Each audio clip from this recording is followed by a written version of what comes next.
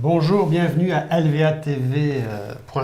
Nous avons aujourd'hui avec nous Simon-Pierre Savard-Tremblay, qui est cette semaine en fait à l'Université Laval, sur un panel où la question centrale est: que gagne le Québec à rester au sein du Canada? Large question, Simon. En effet. Bonjour Yannick.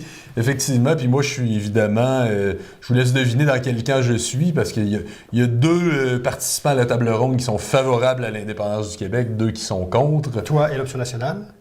Du côté de ceux qui sont favorables, oui. C'est ça, avec Viviane Martinova d'Option nationale, maintenant dans Québec solidaire. Et de l'autre côté, il y a donc Aloupa Clark, qui est député conservateur de Beauport-les-Moilous, si je ne m'abuse, de même que Alex Tirel, qui est chef du Parti vert du Québec. Okay. Puis, donc, je me suis permis de te tutoyer. On va préciser tout de suite, Simon-Pierre Savard-Tremblay est aussi chroniqueur à La Vie agricole. On a déjà eu l'occasion à quelques reprises de se côtoyer. Donc, le thème central, donc le Québec gagne-t-il à rester au sein du Canada? Mais j'aimerais ça que tu nous expliques, dans la vision, ou vous nous expliquiez, si on veut rester très normé, dans notre vision du monde actuel, où les frontières ont explosé à peu près partout, notamment en Europe. Est-ce que vous reconnaissez qu'en 2018, la liberté de circulation des biens et des personnes est un fait, mais aussi une avancée pour le monde? Ou, au contraire, selon vous, ça nuit à l'évolution du monde? C'est un fait, oui, mais à prendre avec des pincettes, là, quand même.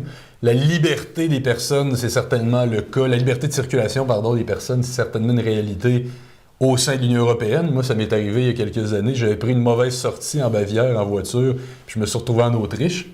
C'est pas le genre de choses qu'on vit aux États-Unis, entre le Canada et les États-Unis, parce que non seulement il y a la disposition géographique qui rend pas ces choses-là possibles vraiment, mais quand vous faites la frontière américaine aujourd'hui, vous n'allez pas passer comme si vous étiez dans le même ensemble. Ça va être long. Ils vont vous poser beaucoup de questions. Donc, autrement dit, il faut faire attention avant de conclure que c'est déjà réalisé à 110%. Là. Comme de même, cette espèce de mythe à l'effet que les États n'interviendraient plus dans les économies, que maintenant, ce seraient les traités qui, finalement, auraient garanti un libre marché à l'échelle mondiale, c'est faux. C'est vrai que les traités ont maintenant un pouvoir qui est au-dessus de la souveraineté des États, et ça là-dessus, je trouve ça condamnable. Oui, parce que c'est pas mal le centre de l'ensemble de vos œuvres, de vos livres. Ben, disons, il y a un chapitre dans mon second livre qui portait là-dessus. Mon prochain livre qui sortira à la mi-avril, qui s'appelle « Despotisme sans frontières, les ravages du nouveau libre-échange », portera là-dessus. On parle de nouveau libre-échange parce que ça, c'est important à faire, parce que souvent, on va me dire « Ah, mais ça veut dire que tu es contre le commerce, que tu es contre l'ouverture, que tu es contre la libre circulation, justement, des marchandises. » Non, parce que il y a un peu d'histoire qui doit être faite là-dessus. Le premier libre-échange, qui remonte au GATT, ce qu'on appelait le General Agreement on Tariff and Trade, c'est après la Seconde Guerre mondiale, et ça porte effectivement sur la libre circulation des marchandises. Donc, on considère que des produits, des marchandises, peuvent circuler sans droit de douane. C'est ça l'idée du premier libre-échange. Ça, c'est ce qu'on peut dire du vrai libre-échange. Encore que déjà là, ce n'est pas synonyme d'ouverture au commerce. L'ouverture au commerce, ça veut juste dire que vous êtes ouvert à faire du commerce, que s'il y a un bien que vous n'êtes pas capable de produire, vous l'achetez à l'étranger. Et à l'inverse, si vous êtes particulièrement productif dans un certain bien et que le marché domestique est déjà comblé, vous vendez votre excédent à l'étranger. Ça, c'est l'ouverture au commerce. Le libre-échange, c'est une façon de voir cette ouverture au commerce-là. Mais aujourd'hui, les nouveaux traités ne sont même pas, c'est pour ça qu'on parle de nouveau libre-échange, parce qu'ils ne portent pas sur le libre-échange, les nouveaux traités. Les nouveaux traités surviennent à une époque où les tarifs sur les marchandises sont déjà presque inexistants. Mais dans le contexte actuel, en fait, où il se parle beaucoup d'ALENA, notamment, quelle est votre perception des discussions maintenant actuellement entre les États-Unis et le Canada sur l'avenir de l'ALENA? Vos contradicteurs vous diront que l'ALENA, en fait, c'est quand même ce qui a rendu le Canada plus riche, qui a permis un PIB meilleur au Canada. Quelle est votre perception de l'évolution du Canada dans l'ALENA? Et quelle est votre perception des négociations actuelles de l'ALENA? Comme je vous le dis, au chapitre du libre-échange classique, effectivement, ça a permis d'amplifier les échanges nord-sud. D'ailleurs, c'est un calcul des souverainistes québécois, de Jacques Parizeau, de Bernard Landry, qui nous disait on est trop prisonniers du marché canadien. Puis à l'époque, c'est juste après le référendum de 80 qui venait d'être perdu pour les souverainistes à cause des peurs économiques. On se rappelle les fameuses pensions de vieillesse. Donc là, avec ce calcul du libre-échange-là, c'était une manière de dire plus jamais vous allez pouvoir nous faire de chantage économique parce qu'on ne dépendra plus de vous. Puis là-dessus, le pari a été réussi, il a été remporté. Puis je pense que c'est un calcul qui était fait de bonne foi aussi.